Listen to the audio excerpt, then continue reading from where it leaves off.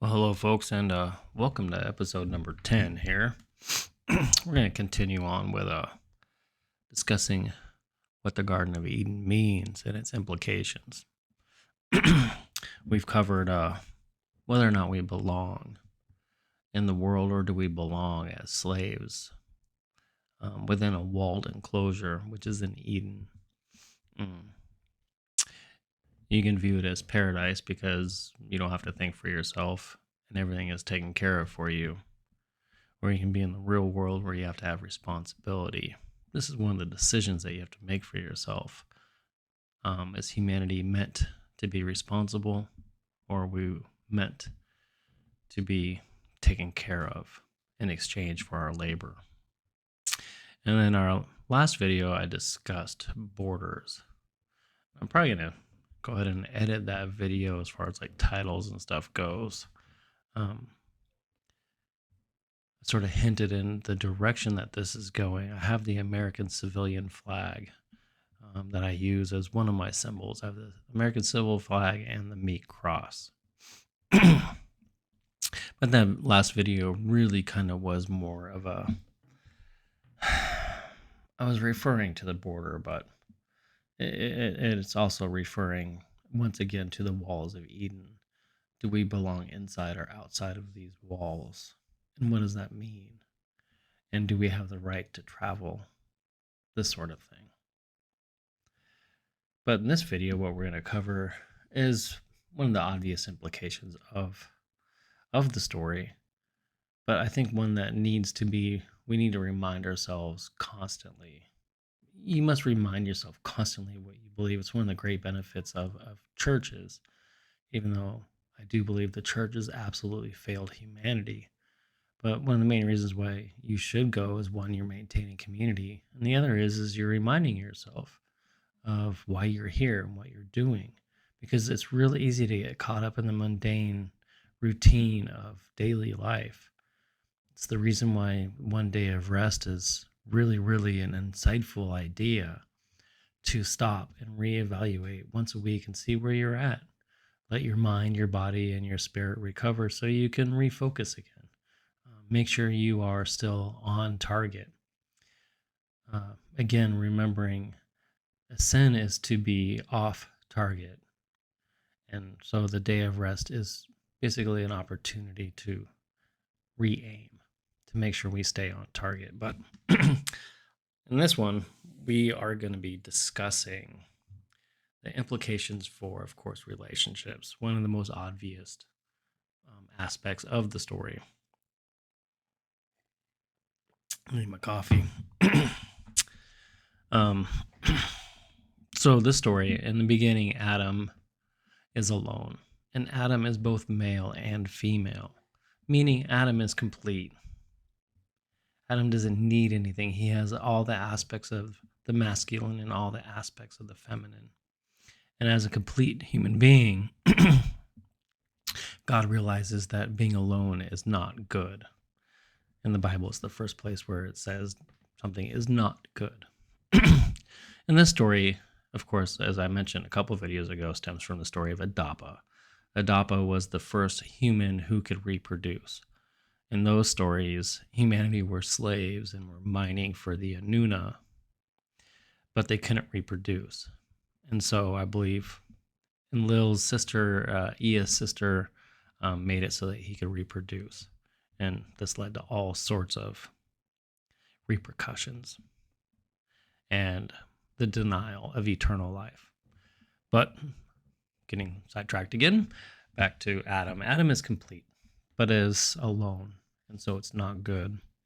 And so God takes a rib from Adam to create Eve.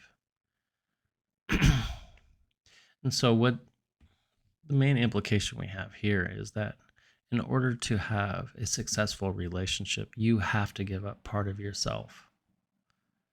You can't be a complete human being and be by yourself. This is not good, meaning it doesn't function. You're not going to make your world any better by being alone, no matter how great of a human being you are. And you see that with the modern day like feminist movements and the men go their own way movements, where all these people think they can just do it on their own. that they don't need anyone else. This is a massive falsehood. This is a lie. And so here you have to give up a key piece, or not a key piece, but you have to give up part of who you are in order to establish a relationship.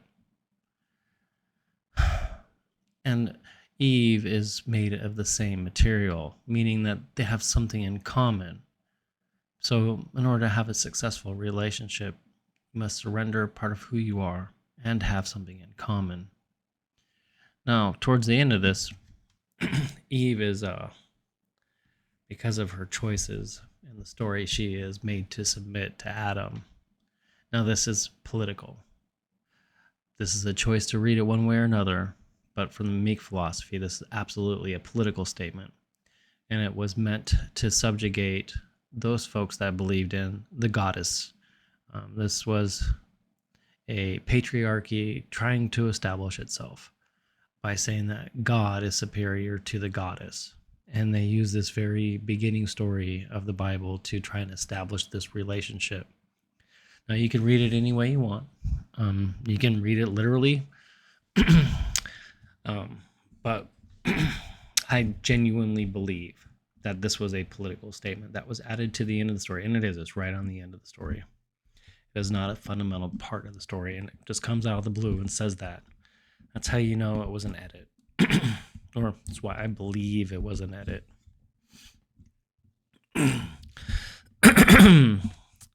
But we need to go ahead and try and put how do we fit relationships in our life? Where do they fall in the order of what's important in our life? And I'm going to go ahead and say it goes, God is first, and then your primary relationship with your spouse is second, then your children, and then your community, and then your state and all that sort of stuff. And then things like employment and all that are way after all of that. Humanity is first. But what does it mean to put God before your primary relationship with your spouse? And I'm going to say that a kind of hidden truth in this story is that truth is what needs to be put above. God isn't love and this sort of thing. Not in this world. You have to remember, we live in the mirrored reflection of a real world. We live within a creation. That is why Satan is called the master of illusion. Here, it isn't fear and hate that is the most powerful. It is the illusion. The illusion of truth is the greatest weapon on this world. That's why in the Bible it says that the God of this world is evil. Because God is not the God of this world. God is the creator of this world. But there are entities in this world.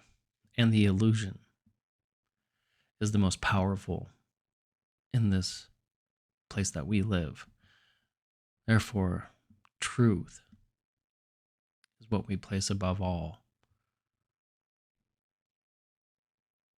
And this includes our primary relationships, which can be very difficult, which is why you need to have that in common. There's actually one other implication in this story, and that is Adam and Eve, in a way, were opposites. You see, Adam spoke to the animals, and even though it's not explicitly stated, Eve listened to the animals. That's why she is listening to the serpent. So we have the dichotomy that made these two complete. We have the one who speaks and the one who listens, and their unity, when they become one as a married couple, is what gives them their true strength. Makes them complete again. But it takes two separate people forming a union that is functional. It is why Adam by himself, or by itself, I suppose, was not complete, and it was not good. It did not function. It was not okay.